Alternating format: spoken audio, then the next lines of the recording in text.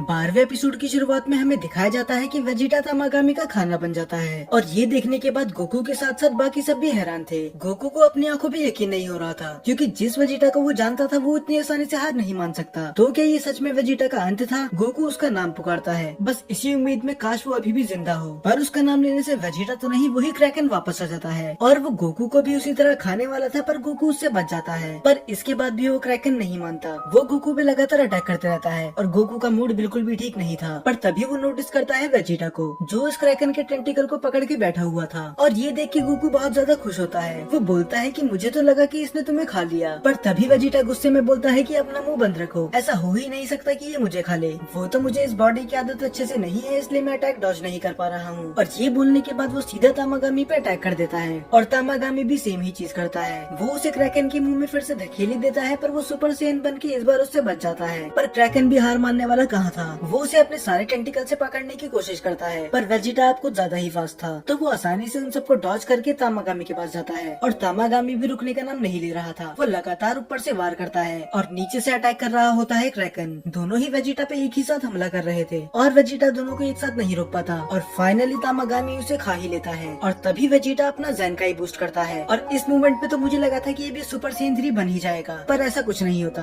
तो वो क्रैकन के मुंह में कहीं ब्लास्ट करता है जिससे उसके दांत टूट जाते हैं और इसी वजह से वेजिटा आराम से वहाँ से निकल जाता है। अब तो क्रैकन को भी समझ में आ गया था कि अगर अपनी जान प्यारी है तो इस बंदे से दूर ही रहो, तो वो बिना कुछ कहे वहाँ से आराम से निकल जाता है। अब फाइनली वेजिटा अपना पूरा फोकस तामागामी पे कर सकता था। अब वो दोनों ही एक दूसरे पे एक से एक अटैक करते हैं। ना तो तामागामी के अटैक वेजिटा को लग रहे थे और न ही वेजिटा के अटैक तामागामी को, पर फिर भी सुपर सेन बनने के बाद अपर हैंड वेजिटा के पास ही था क्योंकि अब उसकी पावर और स्पीड बहुत गुना ज्यादा बढ़ चुके थे। पर तामागामी भी हार मानने वालों में से नहीं था और इस बार वो इतनी स्पीड से लड़ रहे थे कि बाकी लोग उसे देख भी नहीं पा रहे थे। इसको देख के गोकू बोलता है चलो अब वो सीरियसली फाइट कर रहा है क्योंकि जो वार्म अप उसे चाहिए था वो उसे मिल चुका है। और पांजी तो उसकी पूरी फैन बन ही चुकी थी। वो हैरान थी कि इसके बाल भी गोल्डन कैसे हो गए, क्या ये भी मैजिक यूज कर सकता है। और दूसरी तरफ हमें फाइट दिखाई जाती है तामागामी नंबर 1 वर्सेस माजिंडू। और तामागामी को यही समझ में नहीं आ रहा था कि आखिर ये किसको उठा के लिया है, क्योंकि वो लड़ कम रहा था और नाच ज्यादा रहा था। और शायद यही चीज है जो उसकी हार की वजह बनने वाली है, क्योंकि तामागामी माजिंडू के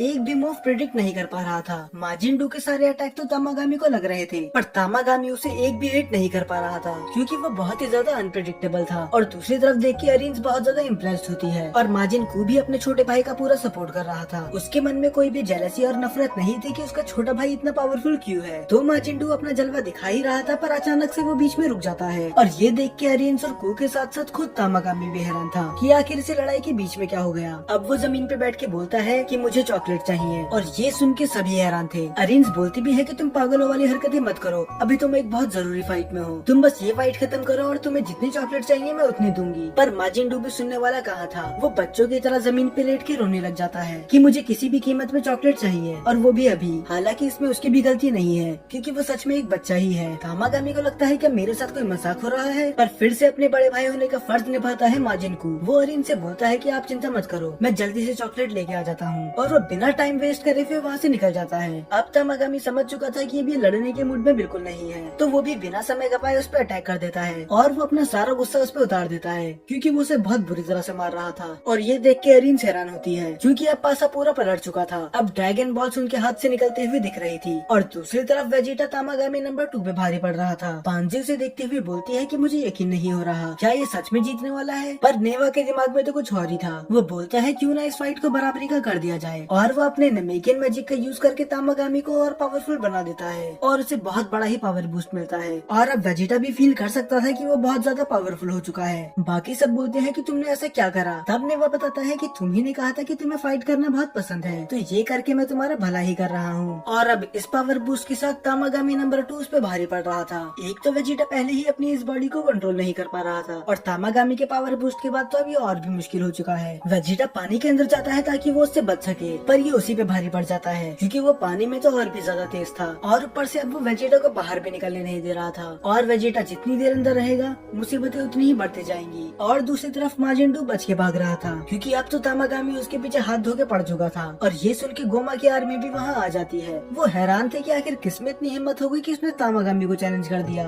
और तामागामी पूरे गुस्से से उसके पीछे पड़ा हुआ था। तभी तामागामी अपनी स्वॉर्ड से उस पर अटैक करता है और वो अटैक सीधा जमीन पे लगता है और इसका इम्पैक्ट इतना ज्यादा था कि ये गोमा और देगासु को भी महसूस हुआ। गोमा गोमा बोलता है कि आखिर ये भूकंप है कैसा। तभी देगासु चेक करता है कि आखिर बाहर चल क्या रहा है और उन दोनों की आंखें फटी की फटी रह जाती है। उन्हें यकीन नहीं होता कि सच में किसी में इतनी हिम्मत है कि उसने तामागामी नंबर 1 को चैलेंज कर दिया। तो तामागामी डू पे अटैक करते ही रहता है, पर पहले की तरह उसका एक भी अटैक उस पे नहीं लग रहा था। वो सारे अटैक ही बहुत आराम से डॉज कर लेता है, पर ये नहीं पता कितनी देर तक। पर तभी वहाँ पर आ जाता है माजिनको और वो उसकी तरफ चॉकलेट फेंक के मारता है। अब वो चॉकलेट खाने के बाद होने वाला था असली युद्ध, क्योंकि अब माजिंडू मजाक करना छोड़ देता है और अब वो उस पे सीरियसली अटैक कर रहा था। और ये अटैक इतने ज्यादा पावरफुल थे कि इसके बाद तामागामी ठीक से खड़ा भी नहीं हो पा रहा था और गोमा का भी कुछ ऐसा ही मानना था। उसे यकीन नहीं हो रहा था कि आखिर ये हो कैसा रहा है। पर वो तभी देखते हैं कि आखिर इन सब के पीछे है कौन, और वो दोनों ही हैरान थे क्योंकि ये कोई और नहीं अरेंज थी। अरेंज को तो उनकी टीम में होना चाहिए था, पर वो उनके खिलाफ क्या कर रही है। अब तामागामी भी समझ चुका था कि अगर उसने अपनी पूरी ताकत नहीं लगाई तो वो हार जाएगा। तो अब वो अपनी पूरी ताकत लगा के उस पर अटैक करता है और माजिंडू भी सेम करता है। पर फिर से माजिंडू की हरकतें प्रिडिक्ट करना नामुमकिन था। जैसे वो अटैक करने से पहले सोच ही नहीं रहा, तो तामागामी का एक भी अटैक उस पर नहीं लगता। पर फिर से माजिंडू के सारे अटैक कनेक्ट हो रहे थे और अपने फाइनल की ब्लास्ट के साथ वो करके दिखा देता है जो आज तक किसी ने नहीं करा, तामागामी नंबर 1 को हराना। कुछ देर के लिए तो बाकी लोगों को समझ नहीं आता कि आखिर इधर हुआ क्या, जब तक तामागामी खुद एडमिट नहीं कर लेता कि वो गिव अप करता है। और ये देखने के बाद कू और अरिंस दोनों ही खुश थे। अरिंस ने तो सच में नहीं सोचा था कि ये जीत जाएगा, पर उसने करके दिखा दिया और माजिंडू अपना विक्ट्री डांस कर ही रहा होता है। पर तभी तामागामी से रोकते हुए बोलता है, कांग्रेचुलेशन, तुम अभी मैच जीत चुके हो। अब तुम्हें पास करना होगा फाइनल टेस्ट, और अगर तुमने वो कर दिया तो ड्रैगन बॉल तुम्हारी। माजिंडू को समझ में नहीं आता कि आखिर इसका कहने का मतलब है क्या। और सच में इस फाइनल टेस्ट के बारे में तो मैं भी भूल चुका था। वो अब तामागामी फाइनल टेस्ट की तैयारी कर देता है और वो माजिंडू को बताता है कि तुम्हारी स्क्रीन के सामने कुछ नंबर शो होंगे और तुम्हें उस सभी नंबर का सम निकालना है। शुरू में तो बहुत आसान आसान से नंबर आ रहे होते हैं, जैसे 1, 4, 8, पर ये नंबर धीरे धीरे बढ़ते ही जाते हैं और वो इतनी तेजी से बढ़ रहे थे कि उन्हें देखना ही मुश्किल था।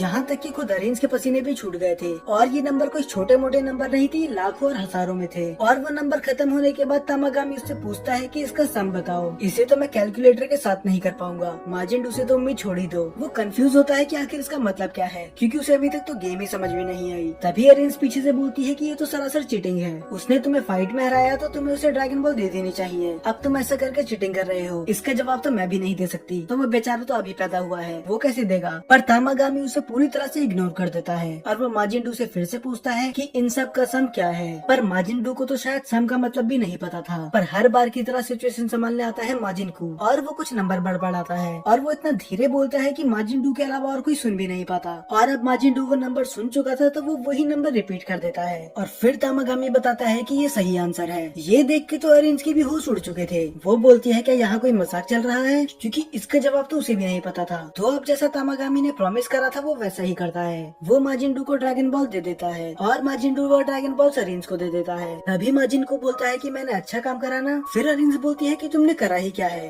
तुम बस खड़े होकर देख ही रहे थे। दरअसल उसे नहीं पता कि वो माजिंडू ही था जिसने माजिंडू को वो नंबर बताया। पर माजिंडू इस बात का बुरा नहीं मानता और हंसते हुए बोलता है, हाँ आप सही बोल रही हो। सच में अब तो उसने दिल जीत ही लिया। इसके बारे में पहले मैंने जितनी भी बुरी बुरी बातें बोली थी मैं वो वापस लेता हूँ। अब ये मेरा दाइमा का सबसे फेवरेट कैरेक्टर बन चुका है। और दूसरी तरफ तो गोमा परेशान हो चुका था। एक तरफ तो अर्थ वालों ने नाक पे दम कर ही रखा था, अब उनकी टीम की मेंबर ही उनके खिलाफ चली गई। पर देगासु बोलता है कि ऐसा करके वो हमारी मदद ही कर रही है, क्योंकि अर्थ वाले फिर उनसे दूर रहेंगे। पर गोमा उस पर विश्वास नहीं कर सकता था, क्योंकि अब उसका भरोसा और इनसे पूरा उठ चुका था। तब गोमा बोलता है कि किसी भी कीमत पे तामागामी नंबर 2 की ड्रैगन बॉल उन्हें नहीं मिलनी चाहिए। फिर हमें दिखाया जाता है कि तामागामी नंबर 2 वेजिटा पे भारी पड़ रहा था। वेजिटा का कोई भी अटैक उस पर वर्क नहीं कर रहा था, पर तामागामी की पंचेस उसके लिए कुछ ज्यादा ही खतरनाक थे। और ऐसा ही होता है, वेजिटा ये ज्यादा देर तक नहीं सह पाता और वो डूब जाता है समुद्रों की गहराई में। और जब फिर से लग ही रहा था कि ये वेजिटा का अंत है, तभी वेजिटा अपनी आंखें खोल लेता है और वो फिर से अपना ज़ेनकाई बूस्ट करता है। उसका ऑरा इतना पावरफुल था कि तामागामी बहुत दूर जाके गिरता है और हमारी तरह बाकी लोग भी ये दिल थाम के देख रहे थे। वेजिटा अभी भी अपना पावर बूस्ट कर ही रहा था और फाइनली हम सभी वेजिटा फैंस को वो मिल ही जाता है जिसका हमें सदियों से इंतजार था,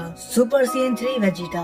ये देख के गोकू हैरान था कि आखिर तुमने ये कब सीख लिया और तुमने मुझे क्यों नहीं बताया। तब बुल्मा बताती है कि वो बहुत टाइम से ही अकेले ट्रेनिंग कर रहा है, ये फॉर्म उसने तभी अचीव करी थी। और अब तो तामागामी उसे देख भी नहीं पा रहा था, क्योंकि वेजिटा आपको ज्यादा ही तेज था। और बस इतना ही नहीं, उसकी डिसरिस्पेक्ट करने के लिए वेजिटा तो अब अपने हाथों का भी यूज नहीं करता। वो अपने हाथों को क्रॉस कर लेता है और अपने पैर से ही फाइट करता है। तामागामी को नीचे दिखाने के लिए इतना काफी नहीं था, तो वो अपनी उंगली का यूज करता है उसके बाकी अटैक्स रोकने के लिए। फिर वेजिटा उसे किक मारता है जिससे पूरा समुद्र ही बीच में से कट जाता है। अब वेजिटा अपने गैलिक गन अटैक का यूज करता है है। तामागामी उसे रोकने की बहुत ज्यादा कोशिश करता है, पर ये उसके लिए थोड़ा नामुमकिन हो रहा था और किसी न किसी तरह वो उस अटैक को डिफ्लेक्ट कर ही लेता है। पर जितनी देर में वो रिएक्ट करता है, वेजिटा उसे एक बहुत जोर का पंच देता है और ये पंच इतना पावरफुल था कि अगर वेजिटा उसे सही समय पे नहीं रोकता तो शायद तामागामी नंबर 2 स्पेस के बाहर होता। अब ये देखने के बाद उसे समझ में आ गया था कि उसका जीतना इम्पॉसिबल है, तो वो हार मान लेता है और ये देख के सभी खुश थे, यहाँ तक कि नेवा भी। अब बारी थी फाइनल चैलेंज की और अगर वेजिटा इसे पास नहीं कर पाया तो उसे ड्रैगन बॉल्स नहीं मिलेगी और ये आसान नहीं होने वाला था क्योंकि वेजिटा को जवाब 10 सेकंड के अंदर देना था। तो ये पहेली कुछ इस तरह थी। जॉनी की मम्मी उसे 15 बिस्किट देती है और जॉनी वो 15 बिस्किट लेके वॉक पे चली जाता है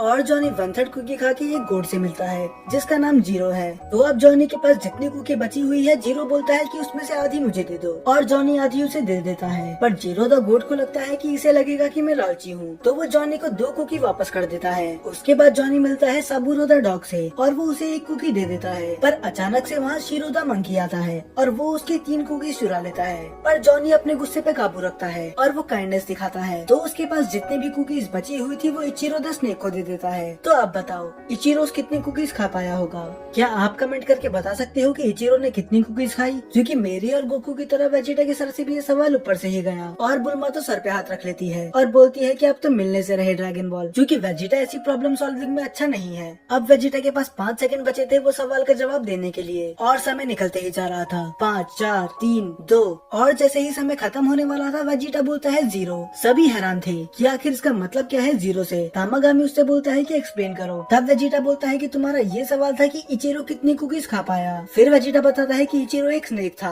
और स्नेक कभी कुकीज नहीं खाते, तो इसका जवाब होगा 0। और ये आंसर वो पूरे कॉन्फिडेंस के साथ देता है और बाकी सबने तो उम्मीद छोड़ ही दी थी कि वेजिटा आखिर ये कैसे लॉजिक यूज कर रहा है। पर लकीली यही सही आंसर था और बाकी सब तो छोड़ो, ये सुन के खुद वेजिटा हैरान था। और फाइनली तामागामी वेजिटा को वो ड्रैगन बॉल दे देता है। सभी बहुत ज्यादा खुश थे, पर तामागामी नेवा से माफी मांगता है कि वो ड्रैगन बॉल्स को प्रोटेक्ट नहीं कर पाया। पर नेवा उसे रोक देता है। वो बोलता है कि इसकी कोई जरूरत नहीं, तुम अपनी पूरी ताकत से लड़े और यही मैटर करता है। हाइबिस बोलता है कि तुम तो सच में बहुत ज्यादा ताकतवर निकले और अब तुम जीत भी गए हो तो मैं तुम्हारे लिए विक्ट्री डांस कर देता हूँ। और वो वही पागलों की तरह नाचने लग जाता है। तभी सुप्रीम गाय बोलते हैं कि अब बस हमें एक ही ड्रैगन बॉल की जरूरत है, उसके बाद हम टेंडो को आराम से बचा लेंगे। तो वो सब फर्स्ट वर्ल्ड के लिए निकल ही रहे होते हैं, पर उन सब की जिप फिर से खराब हो जाती है। पर जब तक पांजी साथ है तो टेंशन लेने की कोई बात ही नहीं है। वो 2 मिनट में ही उस शिप को ठीक कर देती है। अब देगासो बताते हैं कि अब वो फर्स्ट वर्ल्ड के लिए निकल चुके हैं और ये सुन के गोमा बिल्कुल भी खुश नहीं था। गोमा ने उन सबको बच्चा इसीलिए बनाया था ताकि वो उससे दूर रहे, पर अब यही रीजन बन गया है उनका डीमन वर्ल्ड में आने का। फिर गोमा गुस्से में बोलता है अगर ऐसा है तो, और ये एपिसोड यहीं पर खत्म हो जाता है। इस एपिसोड में हमें बहुत कुछ देखने के लिए मिला। फाइनली हमें प्रूव कर दिया गया कि माजिन कू और डू यूजलेस नहीं है और वेजिटा की सुपर सीन 3 भी हमें देखने के लिए मिली। हालांकि उसका लुक मुझे उतना ज्यादा पसंद नहीं आया, पर कम से कम मिल तो गई।